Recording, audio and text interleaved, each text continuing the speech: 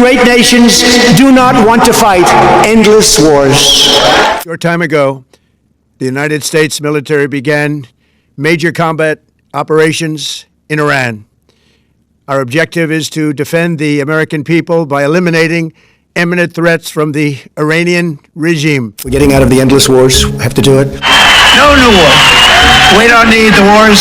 Foreign lands, countries you've never heard of, countries that don't even want us there. And I'm once again calling on all members of the Iranian Revolutionary Guard, the military, and the police to lay down their arms. They're only going to be killed. We will keep America out of foolish, stupid, ridiculous foreign wars. The plan is to get out of endless wars, to bring our soldiers back home, to not be policing agents all over the world. We were crazy what we did. We had these endless wars that go on for 21, 22 years, spending billions and billions of dollars. There is a version of Donald Trump that most of America met first. Not the man behind the Resolute desk, not the man on trial, not the man on 100 cable news chyrons. It's the man who came down an escalator in the summer of 2015 and told a country that felt forgotten, "I am not one of them. I am one of you." For millions of Americans who had watched factories close, watched their towns hollow out, watched Washington bail out banks while their own paychecks stayed flat, that sentence hit like a match on dry wood. Here was a billionaire who somehow sounded like the loudest man at the diner counter.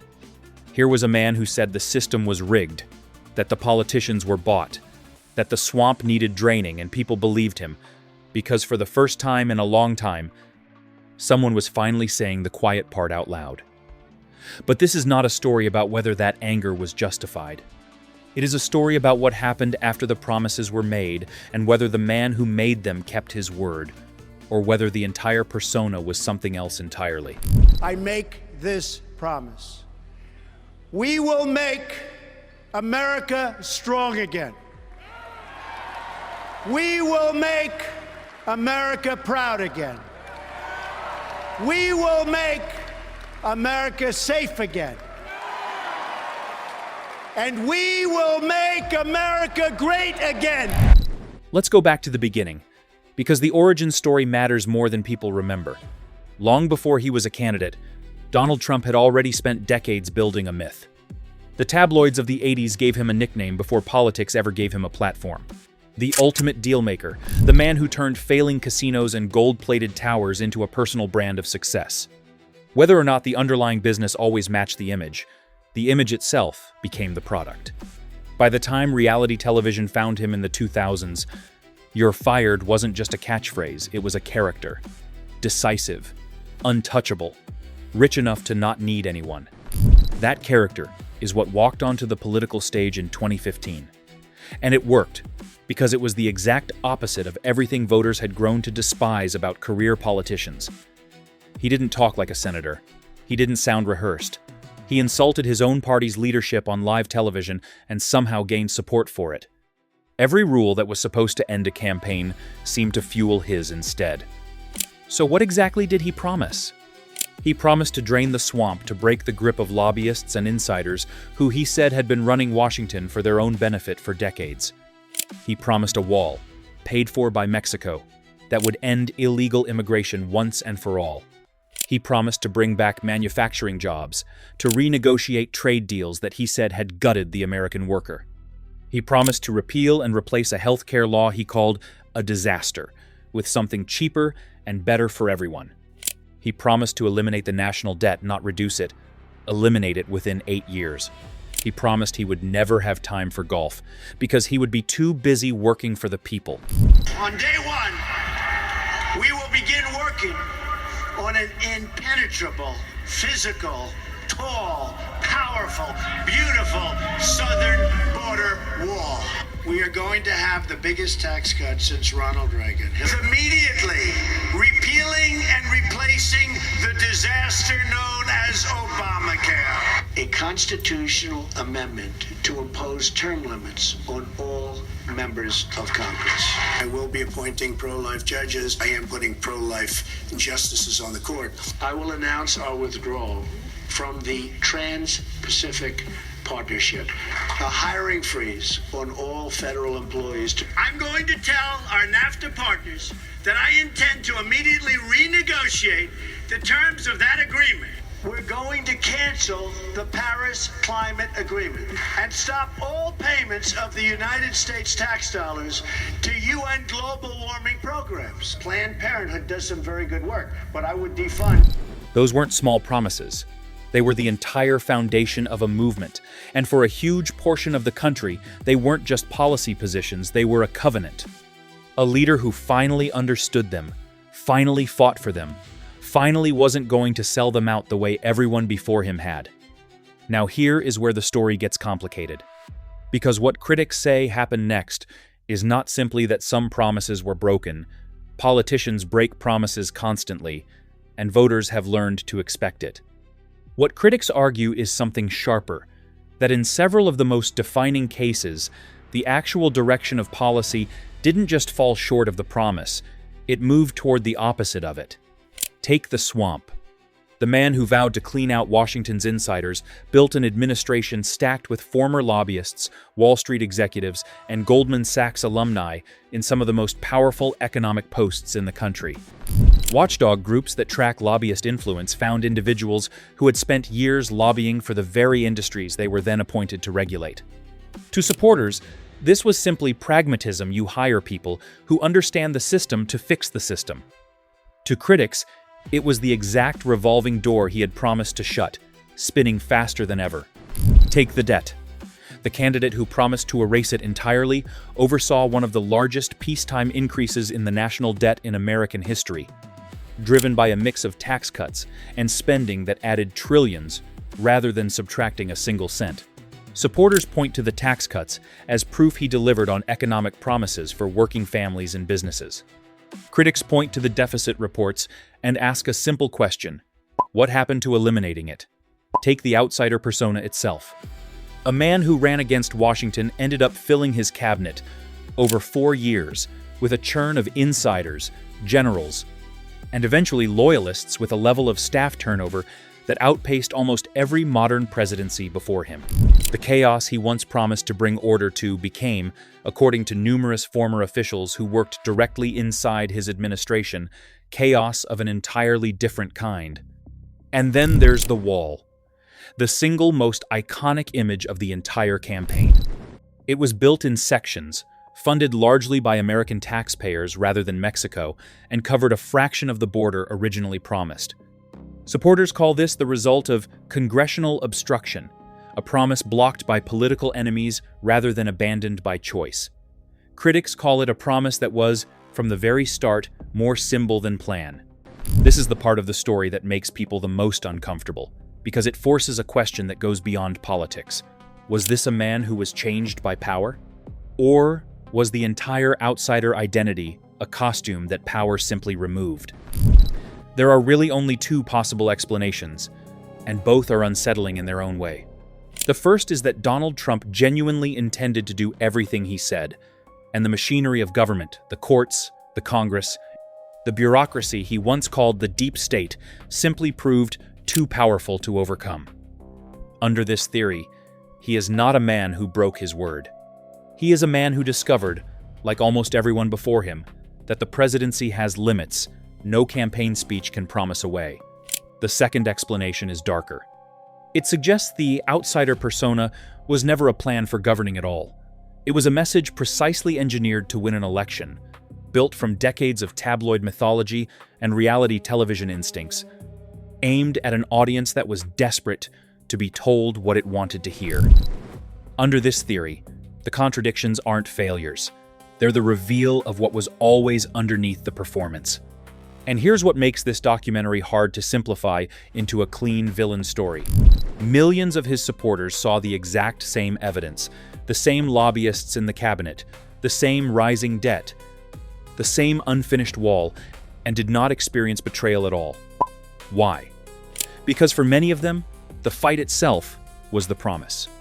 Not the swamp being fully drained, but a president willing to attack the institutions they distrusted, on camera, without apology, day after day. Not a perfect wall, but a border policy tougher than anything that came before it. Not zero debt, but tax cuts they felt in their own paychecks.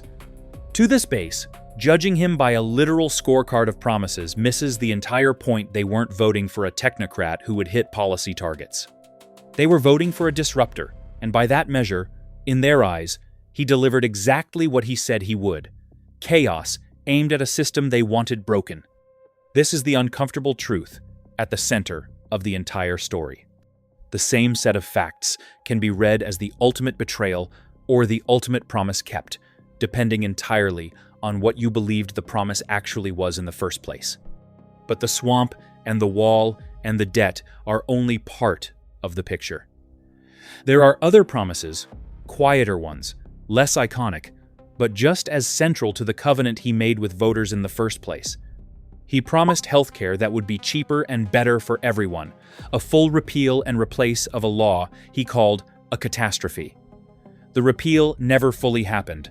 The replacement never fully arrived. We can repeal and replace. And it will be such an honor for me, for you, and for everybody in this country. As soon as our secretary is approved and gets into the office, we'll be filing a plan. We have a really terrific, I believe, healthcare plan coming out. We're going to have a healthcare plan that's going to be second to none. It's going to be great. I never said repeal it and replace it within 64 days. I have a long time. It's been very much misreported that we failed with healthcare. We haven't failed. We're negotiating, and we continue to negotiate. We have two plans coming out in a very short period of time. We're going to come up with a healthcare plan. We're not going to vote on it until after the election. The plan is coming out over the next 4 weeks. We're going to produce phenomenal healthcare, and we already have the concept of the plan. We'll be announcing that in about 2 months. Maybe less. We have a great plan coming out. It's going to be if we can take back the House. We're signing a health care plan within 2 weeks. A full and complete health care plan. The law he spent years vowing to tear apart was still standing, largely intact, when he left office, and premiums for many families continued to rise regardless of which party held power. Supporters argue Congress, including members of his own party, refused to back a real alternative. Critics argue that after years in office, with full control of the House, Senate, and presidency at various points, the promise simply evaporated. He promised to bring back manufacturing on a scale the country hadn't seen in decades, to renegotiate the trade deals he blamed for gutting entire regions of the country. Tariffs were imposed. A new trade agreement did replace the old one. But independent economic analyses following those years found that overall manufacturing employment did not rebound to the scale promised. And the trade deficit with China, the exact number he cited constantly on the campaign trail as proof of American weakness, was, by several measures, larger by the time he left office than when he arrived. Supporters call this the fault of a global pandemic no one could have predicted. Critics call it proof that trade wars are far easier to start on a stage than to win in practice. He promised, specifically and repeatedly, that he would be too busy working for the American people to spend his presidency on the golf course, mocking his predecessor for that exact same habit. Independent trackers who followed his public schedule found him at his own golf properties on a significant portion of the days he held office, a detail that, on its own, might seem trivial, almost too small to even mention. But it became a symbol, a small crack, that made people ask a much bigger question. If a promise this simple, this easy to keep, could be set aside so quickly, what did that say about the promises that were actually hard? And then there was the identity, underneath all of it, the self-description he leaned on more than almost any other. "I alone can fix it," he told the crowd at his own nominating convention, a line so bold it became instantly infamous. Not we, not a team, not a movement bigger than one man. Alone. It was the ultimate promise of the outsider brand, that the system was so broken, so corrupted, that it would take a single, uncorruptible force to fix it from the outside. What followed was, by nearly every account from people who worked inside that White House, one of the most turbulent staffing periods in modern presidential history. Chiefs of staff, national security advisors, communications directors, and cabinet secretaries cycling through the building at a pace that outstripped nearly every president before him. If the promise was a lone outsider fixing a broken system, the reality, according to the very people hired to help him do it, was a system that struggled for years to stabilize itself, let alone fix anything else. It's worth pausing here, because a fair documentary has to hold both sides up to the same light. Supporters do not deny most of these facts. What they dispute is the meaning attached to them. They point to tax cuts that showed up in real paychecks. They point to 3 Supreme Court appointments that reshaped the federal judiciary for a generation, a promise many conservative voters say was the single most important one he made and the one he kept most completely. They point to deregulation that businesses in energy, manufacturing, and small enterprise say gave them room to breathe for the first time in years. To this coalition, the story this documentary is telling is incomplete by design, cherry-picking the broken promises while glossing over the ones that mattered most to the people who elected him. That pushback deserves to be taken seriously, not dismissed, because it exposes the real fault line running underneath this entire debate. It was never really a disagreement about the facts. It was a disagreement about which facts counted as the promise in the first place. So which is it? Did power change Donald Trump? Or did Donald Trump simply show America who he had always been, the moment the cameras and the campaign no longer required him to hide it? Maybe the more important question isn't about him at all. Maybe it's about us, about how easily a message can be built to match exactly what a hurting country wants to hear, regardless of whether it was ever designed to be lived up to. Because if it can happen once, engineered this precisely, this successfully, on this scale, it can happen again. With someone else, wearing a different face, making the exact same promises. And the only real defense a country has against that is a public willing to ask, every single time, the same question this documentary just asked. Not what did they say, but what did they actually do?